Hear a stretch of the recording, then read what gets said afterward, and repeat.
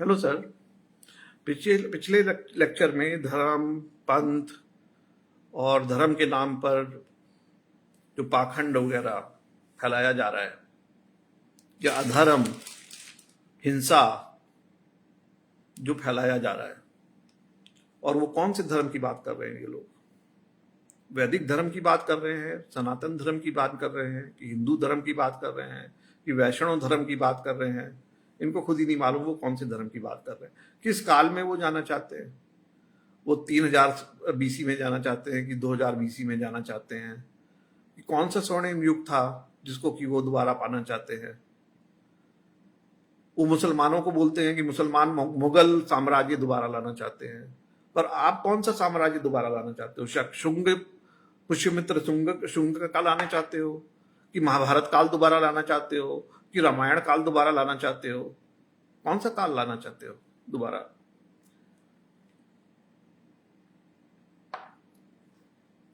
तो आपको मालूम है, आपका दिमाग चकराता होगा कि ये हो क्या रहा है। ये कौन से हिंदू धर्म, हिंदू राष्ट्र, हिंदू संस्कृति, कौन सी संस्कृति की बात हो रही है? ये शैव संस्कृति की बात हो रही है। भस्म लगाकर, लपेट कर, नाग लपेट कर, नंगे धड़ंगे घूमो, औघड़ बनके, नागा बाबा बनके,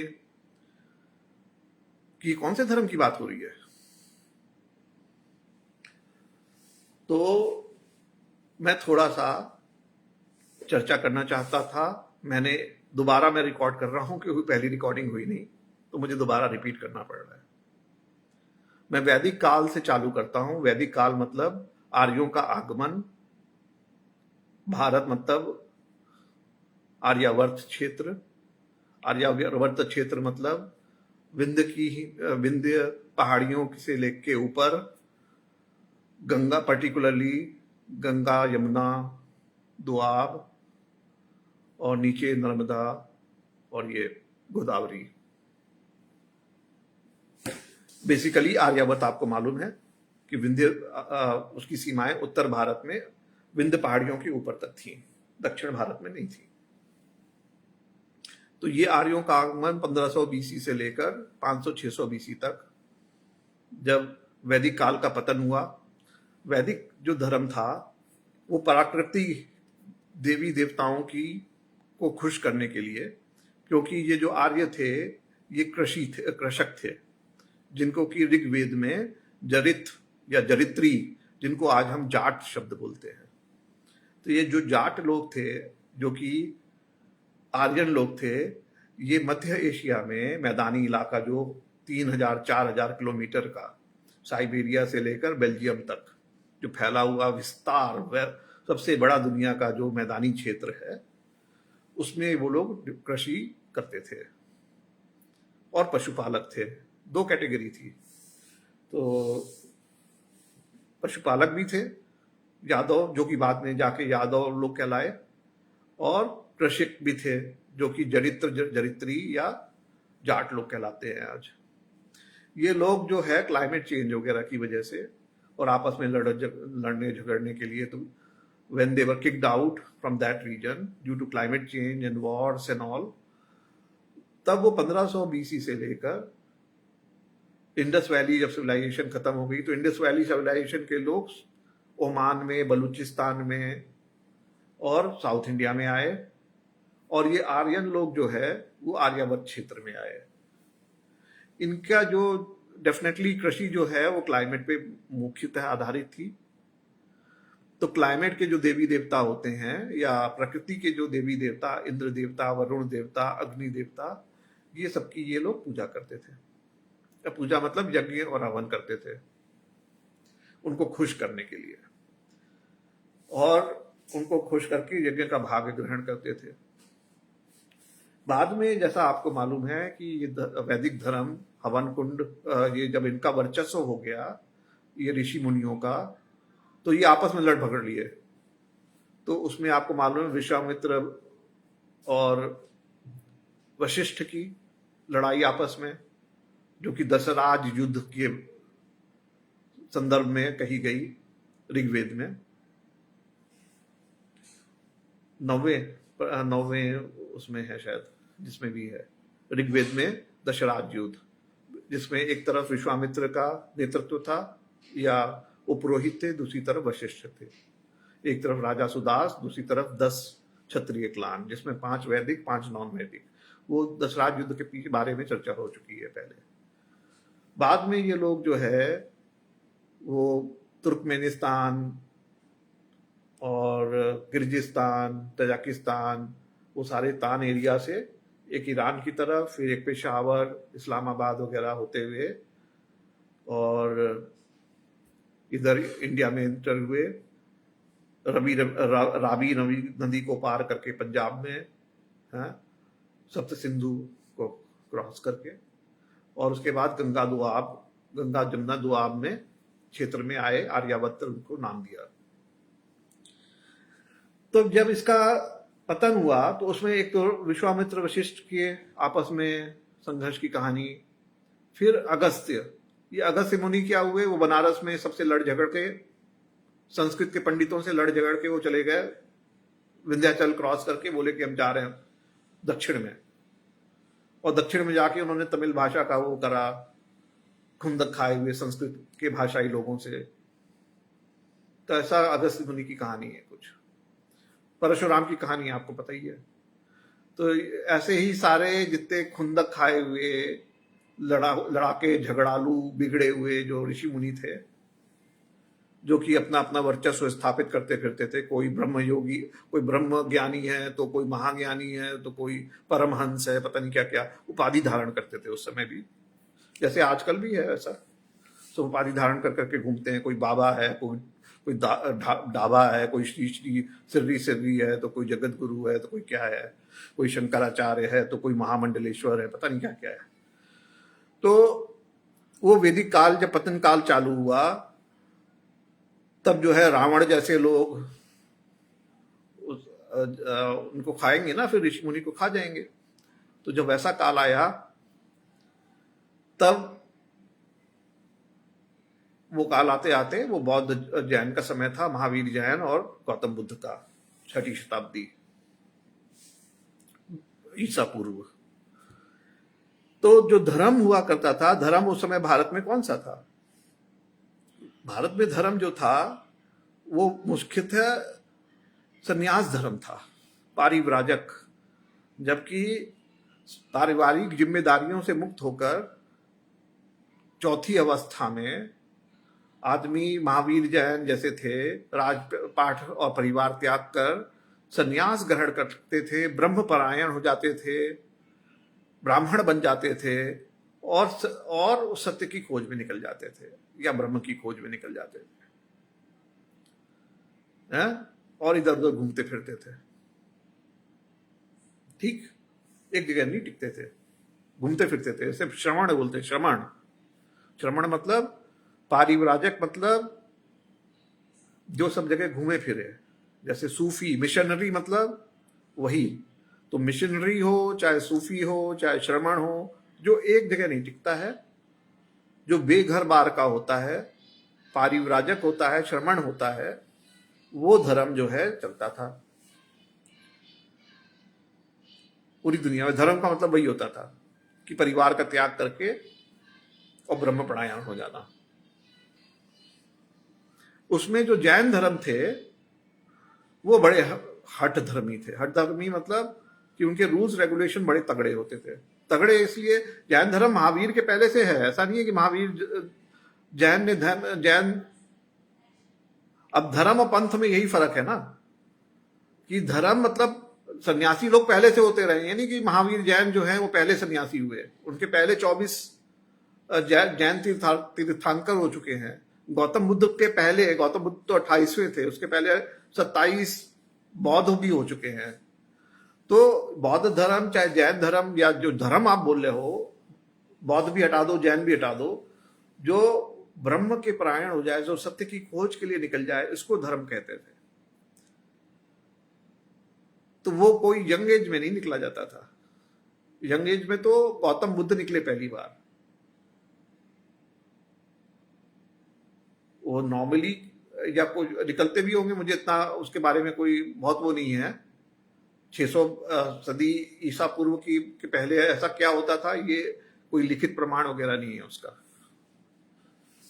ठीक है, लिखित प्रमाण तो पाली भाषा और अशोक के शिलालेख, एडिक्ट्स, रॉक एडिक्ट्स, ये सब तो बहुत बाद की बात है। ठीक है, जो भाषा जो भारत में जो पैदा हुई वो 300 बीसी के पहले कोई भाषा का लिखित प्रमाण तो उपलब्ध नहीं है ना। सबसे पुरानी पाली भाषा जो ब्राह्मी लिपि में लिखी गई, अशोक के शिलालेख, उसके पहले कुछ भी उपलब्ध नहीं है। तो धर्म का मतलब ब्रह्म परायण हो जाना, सत्य की खोज में निकल जाना। और पंथ का मतलब जब धर्म का नाश हो तब पंथ चालू होता है। तो महावीर जैन क्योंकि खुद बहुत बड़े राजा थे और महावीर थे, उन्होंने अपने लिए इतने कड़े नियम रखे, इतने महात्यागी बने, इतने अहिंसक बने अव्वल डिग्री के, कि उन्होंने मुंह पे कपड़ा बांध लिया, बोले मच्छर कहीं ना मुंह में घुस जाए। इतने बड़े वो कठोर धर्मी से बोला चाहिए। तो जैन पंथ चालू हो गया जिसके बहुत कठोर नियम कानून, जो प्रैक्टिकल नहीं है, इम्प्रैक्टिकल, वेरी आइडियलिस्टिक। तो जैसे आपको मालूम है आइडियलिस्टिक चीज, कठोर चीज ज्यादा समय चलती नहीं है। वो पंथ चला, फिर वो खत्म हो गया। ठीक है, चलता रहा कुछ माने में, थोड़ा बहुत लोग फॉलो करते रहे, सिरफिरे लोग, दिगंबर, श्वेतांबर, वो सब उसकी शाखाएं हुई, वो हुई। फिर जब चोलास वगैरह आए, तब तक हजार एडी तक जब चोलास का शासन हुआ, तो मदुरई वगैरह में उन सबको खदेड़ दिया गया। तो जैनी, हर जैन की जो भी गुफाएं या जहां कहीं भी रहते थे, विहार वगैरह, वो सब हिंदू में कन्वर्ट कर दिए गए, साउथ इंडिया में भी।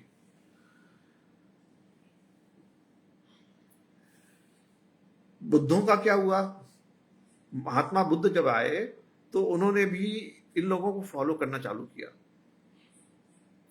जो भी उस समय के योगी रहते होंगे, साधु रहते होंगे, बाबा रहते होंगे, उपाधि धारण करे हुए।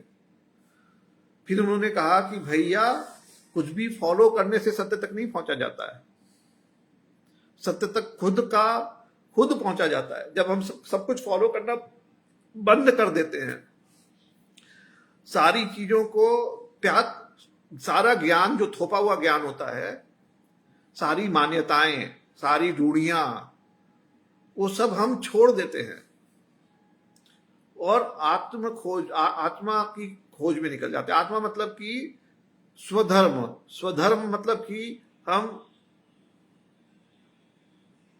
सत्य की खोज में खुद अग्रसर हों, दूसरों के कहे सुने पर नहीं। तो जब उन्होंने सब थोपी हुई चीजों का परित्याग कर दिया, तब उन्हें आत्मदृष्टि या अवेकनिंग, जागृति, आत्म जागृति हुई। तब उन्होंने डिक्लेयर किया कि सत्य की खोज जो है वो थोपे हुए ज्ञान से नहीं होती, बल्कि आत्म जागृति से होती है। तो यहां से अवेकनिंग शब्द का वर्ड शब्द हुआ, सेल्फ अवेकनिंग या आत्म जागृति। इसके पहले किसी ने आत्मा का शब्द जागृति से कनेक्ट नहीं किया था। आत्मा को लोग जीव ही समझते थे, जीवात्मा। जीवात्मा मतलब स्पिरिट, स्पिरिट मतलब some living being in us. In body there is something called living being, which is called jiva. So that was the concept of atma or jiva. It was associated with jiva or spirit, not with the awakening or consciousness. So this consciousness connection of atman was the gifted of Mahatma Buddha, who adopted something called, उन्होंने, जो बुद्ध ने, जब आपकी self awakening हो गई, आपने बोल दिया कि किसी की बात मत सुनना, खुद की खोज करनी पड़ेगी, रिसर्च करनी पड़ेगी। और वो रिसर्च जो है वो इंद्रियों के द्वारा ही होगी, इंद्रियों को निगेट करके नहीं होगी। ये 5 इंद्रियां जो दी है ना, आंख, कान, नाक, मुख, त्वचा, स्पर्श, ये जो इसके जो 5 विषय हैं, 5 इंद्रियां हैं, इनके द्वारा ही ये आपके इंस्ट्रूमेंट्स हैं। जैसे साइंटिफिक रिसर्च होती है, वैसे ही आपको साइंटिफिक रिसर्च करनी पड़ेगी सत्य को जानने के लिए। सत्य क्या? वास्तविकता। वास्तविकता क्या? How things work, science, technology, यही सत्य। इस संसार से परे का सत्य उन्होंने बोला नहीं। ऐसा कोई सत्य जो कि संसार से परे हो, संसार से परे कुछ है तो वो परमात्मा होगा, है ना। वो परमात्मा की मैं बात ही नहीं करता।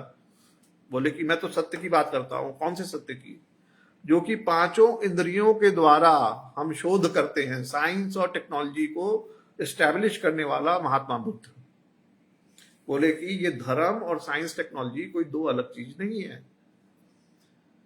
ये सबसे पहले महात्मा बुद्ध की देन है, जिसको आप प्रैक्टिकल बोल लीजिए, प्रैग्मेटिक बोल लीजिए, व्यवहारिक बोल लीजिए। ये व्यवहारिक ज्ञान जो, सांसारिक ज्ञान जो है, इसको उन्होंने बहुत प्रधानता दी। ठीक है। उसके बाद क्या हुआ? बौद्ध धर्म का पतन चालू हुआ। तो वो हीनयान महायान दो शाखाओं में विभक्त हुआ। बाद में जाकर 5वीं सदी तक शक, हूणों, यवनों के आक्रमण के बाद तो बौद्ध धर्म का बिल्कुल ही खत्म हो गया और व्रजायन करके या तंत्र या सिद्ध योगी पैदा हो गए। तो व्रजायन पैदा हुआ बुद्धिज्म। व्रजायन बुद्धिज्म के बाद इसमें बोधि धर्मा हुए कोई 5वीं सदी में। तो बोधि धर्मा जो है केरल से मार्शल आर्ट लेकर चले गए चाइना। तो वहां पे जाके मार्शल आर्ट सिखाए। क्यों मार्शल आर्ट सिखाए? क्योंकि सेल्फ डिफेंस के लिए जरूरी है। तो सत्य धर्म का मतलब क्या है? कि आप वास्तविकता से मुंह मत मोड़ो। वास्तविकता क्या है? कि आपको सेल्फ डिफेंस करना है, वरना आप चौपट। तो आपको सेल्फ डिफेंस सीखना पड़ेगा। यही बुद्धिज्म है। 5वीं सदी का बुद्धिज्म क्या है? जो कि बोधि धर्मा ने चाइना ने फैलाया, विच इज मार्शल आर्ट्स। और भारत में कौन सा चालू हो गया? तंत्र। तंत्र साधना से शक्ति प्राप्त करेंगे। तंत्र साधना मतलब कोई देवी की शक्ति है, शक्ति देवी है जो कि आपको शक्ति देगी, उसको बलि चढ़ानी पड़ेगी। तो बलि प्रथा चालू हो गई।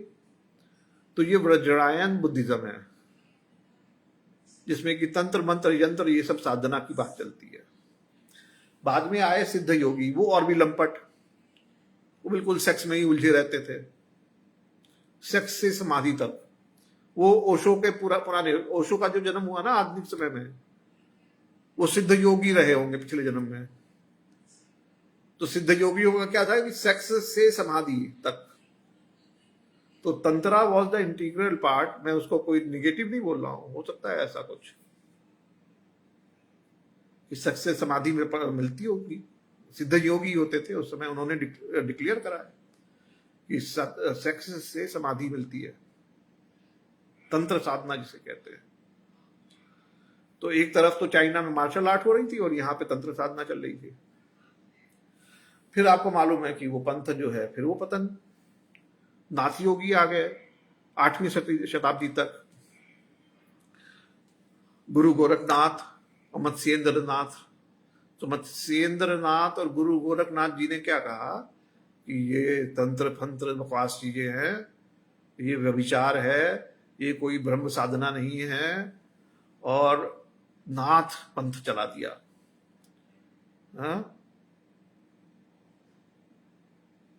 अलख निरंजन जय मम भोले, जिसको गोरख पंथ कहते हैं या गोरख धंधा भी कहते हैं। गोरख धंधा, वो गोरख पंथ जो है गोरख धंधा बन गया और उसका पतन हो गया। कैसे पतन हो गया? जगत गुरु आ गए, उन्होंने वैष्णव धर्म प्रचार कर दिया। जगत गुरु ने क्या किया?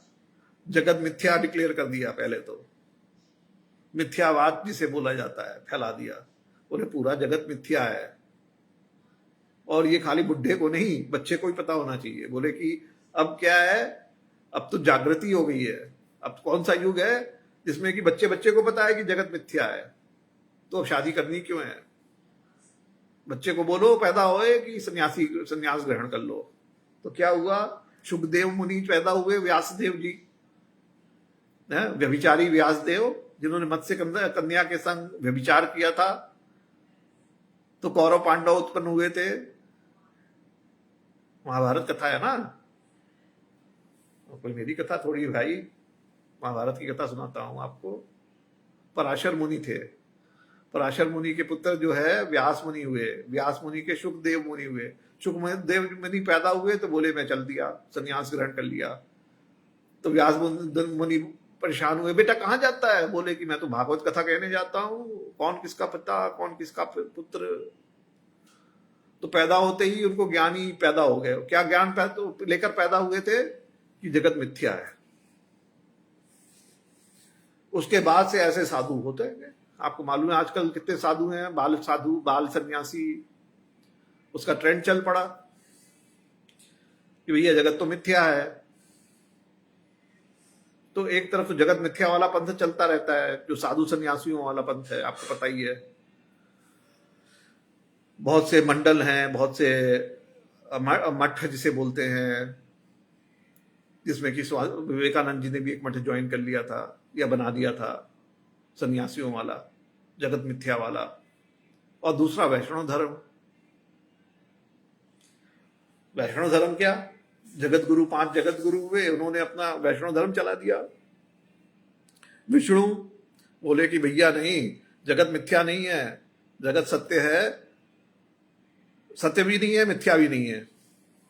जैसे स्वप्न होता है, सपने में आप जो कुछ देखते हो वो जितना सच होता है, वो कैसा सच होता है? तो सच होता है, आपको पसीना आ जाता है कई बार आप बिल्कुल स्वर्ग में लहरा रहे होते हैं, उर्वशियों के संग आपका समागम होता है, सबका हुआ होगा। सपने में उर्वशी का नृत्य देखा होगा आपने, मैंने तो देखा है, आपने देखा है कि नहीं पता नहीं है। तो ये संसार कैसा है? बोले कि स्वप्नवत है। अष्टावक्र गीता पूरी उसी के ऊपर है। राजा जनक, ये सच्चा कि वो सच्चा? बोले जैसा ना ये सच्चा ना वो सच्चा, जैसा ये वैसा वो। तो ये दूसरा कॉन्सेप्ट कि जगत मिथ्या नहीं है, जगत जो है स्वप्न की तरह है या नौटंकी है। जैसे नौटंकी सत्य नहीं होती, वैसे ही पर नौटंकी में कुछ तो सत्य होता है। जैसे कथा होती है, कथा क्या होती है? माइथोलॉजी, लेकिन पूरी माइथोलॉजी नहीं होती, उसमें थोड़ा तो हिस्ट्री होता है कुछ, चाहे 5% हो। महाभारत में कितने श्लोक हुए थे? ओरिजिनल व्यासदेव जी ने 6000 लिखे थे। आज महाभारत में कितने हैं? 1 लाख। तो व्यास जी ने तो आंखों देखा हाल लिखा था 6000, और आज है 1 लाख। तो कितने परसेंट सत्य हुआ? 6%। सीधा सीधा कैलकुलेशन है, कोई ज्यादा कुछ कॉम्प्लिकेटेड नहीं है। कोई बोले महाभारत माइथोलॉजी की इतिहास, तो बोले 94% माइथोलॉजी, 6% इतिहास। तो कहने का मतलब ये है कि एक काल में एक जो धार्मिक जो विचार होता है, उसका जब पतन होता है तो वो पंथ का रूप धारण कर लेता है। फिर वो उसका जब पतन हो जाता है, दूसरा धर्म, दूसरी थॉट्स, धर्म मतलब प्रिंसिपल या थॉट्स, प्रिंसिपल सिद्धांत। जैसे साइंस में क्या होता है? पोस्टुलेशन होता है, थ्योरी होती है, वो थ्योरी बाद में एक्सपेरिमेंट करते करते प्रिंसिपल बन जाती है। तो वैसे ही कोई नया विचार, अब वैष्णव विचार क्या हुआ कि गृहस्थ आश्रम होता है कुछ। उन्होंने पहले जो धर्म होता था, वैष्णव धर्म के पहले, 8वीं सदी के पहले, वो धर्म खाली ब्राह्मणों का होता था। ब्राह्मण मतलब जो ब्रह्म परायण हो गया। ब्रह्म परायण कब होता था? संन्यास धर्म ग्रहण करने के बाद, चौथी अवस्था में, जब पारिवारिक जिम्मेदारियों से मुक्त हो जाता था। तो कोई पारिवारिक धर्म नाम की चीज नहीं थी। संन्यास धर्म या ब्राह्मण धर्म खाली होता था। बाद में संन्यास जो है वो बालक भी ग्रहण करने लगे, जब संसार को मिथ्या डिक्लेयर कर दिया गया नाथ योगियों द्वारा। तो जो नाथ योगियों का पीरियड था, उसमें साधु, बाल सन्यासी, ये सब पैदा हुए। उसके बाद वैष्णव धर्म में जब ये कॉन्सेप्ट आया विशिष्ट अद्वैतवाद, विशिष्ट अद्वैतवाद में बड़ी विशिष्ट बातें हैं, कॉम्प्लिकेटेड है भी कि नहीं भी है, ऐसी बातें हैं। संसार क्या है भी नहीं भी है। जैसे सपना होता है, सपना है भी नहीं भी है। तो जैसे नाटक होता है, जितनी देर नाटक चल रहा है वो आपको सत्य लग रहा है, तब तक आपको ये नहीं लग रहा है नाटक देखते हुए कि नाटक चल रहा है। तब तक तो आप मग्न हो गए कि हाँ जैसे हो रहा हो सामने, बिल्कुल सत्य घटना देख रहे हो आप, जैसे न्यूज चैनल चल रहा हो। तो वैष्णव धर्म का आधार था कि धर्म खाली ब्राह्मणों का नहीं होता, सबका होता है, क्षत्रिय का, वैश्य का, शूद्र का। तो उन्होंने सारे लिख दिए, ये शूद्र धर्म ये, वैश्य धर्म ये, क्षत्रिय धर्म ये। कब? 8वीं 9वीं सदी तक जब वैष्णव धर्म आया, तब से जो है ये 4 वर्ण व्यवस्था चालू हुई है, तब से सामंती प्रथा चालू हुई है, तब से स्त्री धर्म। बाद में बोले कि भैया ये तो 4 धर्म तो बना दिए, स्त्री का क्या धर्म? तब तक तो स्त्री का कोई अलग धर्म ही नहीं था, तो स्त्री तो धर्म के बाहर थी, या वही स्त्री धार्मिक थी जो संन्यास ग्रहण कर ले। आपको मालूम है सती प्रथा चलती थी, ज्यादातर स्त्रियां तो झोंक दी जाती थी विधवा होने पर। कुछ स्त्रियों को छूट मिल जाती थी कि चलो आप जिंदा रहना चाहती हो तो आप समाज से तो बहिष्कृत हो गई हो, अब समाज में तो आप रह नहीं सकती। विधवा का समाज में स्थान नहीं था, तो उनके पास 2 ही चॉइस थी, या तो आप सती बन जाओ पितृ की संग, और नहीं तो आप संन्यास ग्रहण करके धार्मिक बन जाओ, ब्राह्मणी।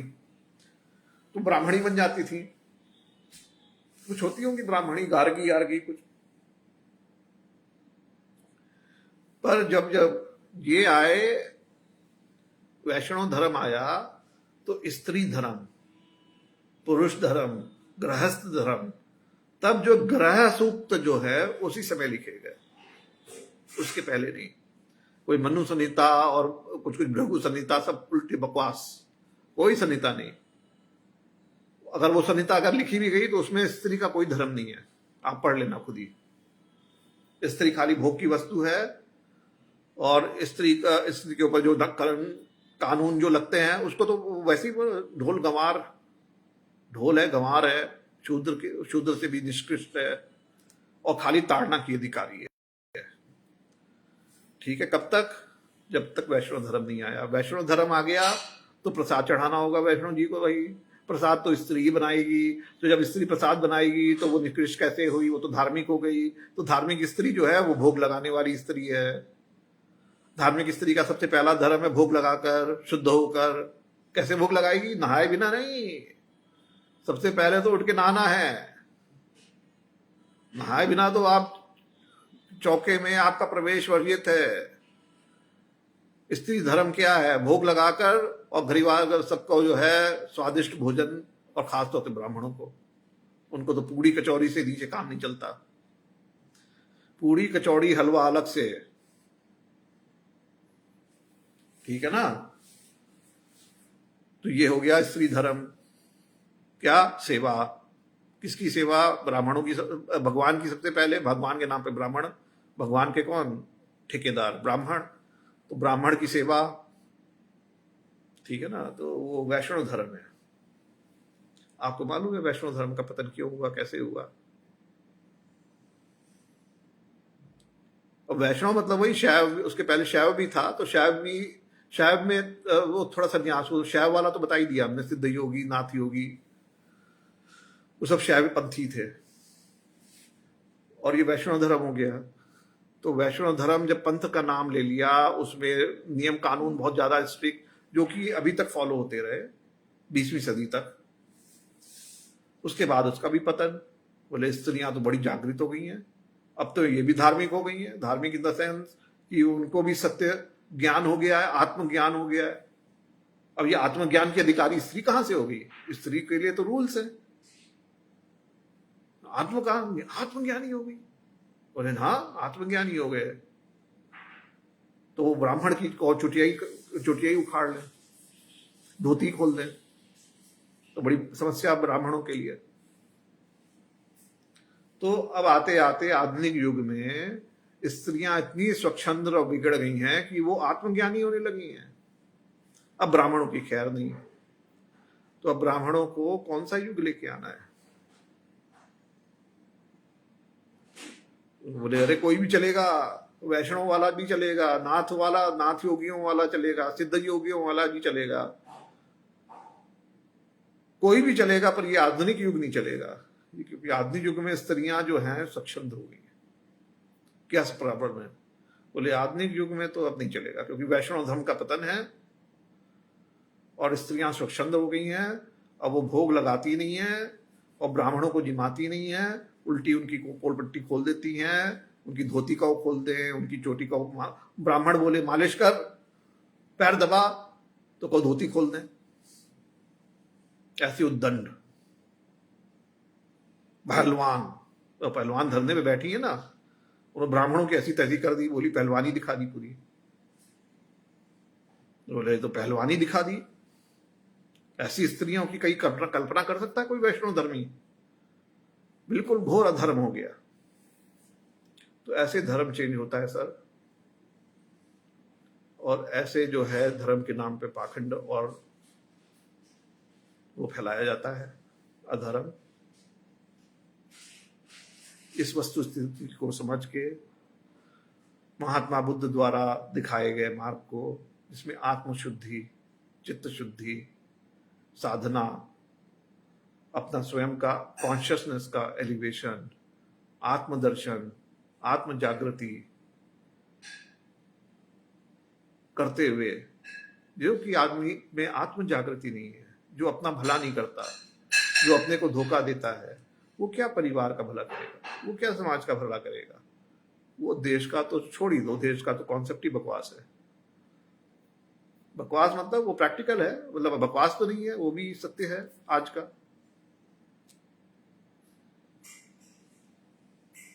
तो देश की रक्षा के लिए अलग से मिलिट्री रखनी पड़ती है, तो वो एक्सपेंसेस हैं जो है।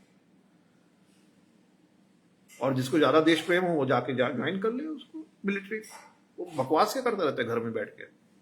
अरे बहुत ही ज्यादा खून खौल रहा है, जाओ बॉर्डर पे जाके लड़ो, बलिदान हो जाओ। किसने मना किया है? हुए ना, गुरु गोविंद सिंह जी हुए, छत्रपति शिवाजी हुए, महाराणा प्रताप हुए, पृथ्वीराज चौहान हुए, सभी हुए बलिदान। कौन बलिदान नहीं हुआ? रानी लक्ष्मीबाई हुई। बकवास करने से क्या होगा घर में बैठ के? ज्यादा खून खौलता है तो मिलिट्री ज्वाइन कर लो जाकर। पुलवामा कांड करवा देंगे मोदी जी। सत्यपाल मलिक जी ने बताया ना कि पुलवामा कांड कैसे हुआ है। तो आपका बलिदान हो जाएगा, मोदी जी का भला हो जाएगा उससे, तो हिंदू राष्ट्र बन जाएगा। मंदिर बन ही चुका है, तो थोड़ा हिंदू राष्ट्र के लिए बलिदान होना सीखो। तो बकवास करना बंद करके और जाके मिलिट्री में भर्ती हो जाओ, अग्निवीर बन जाओ, कम से कम 5 साल के लिए बन जाओ। उसके बाद क्या करना?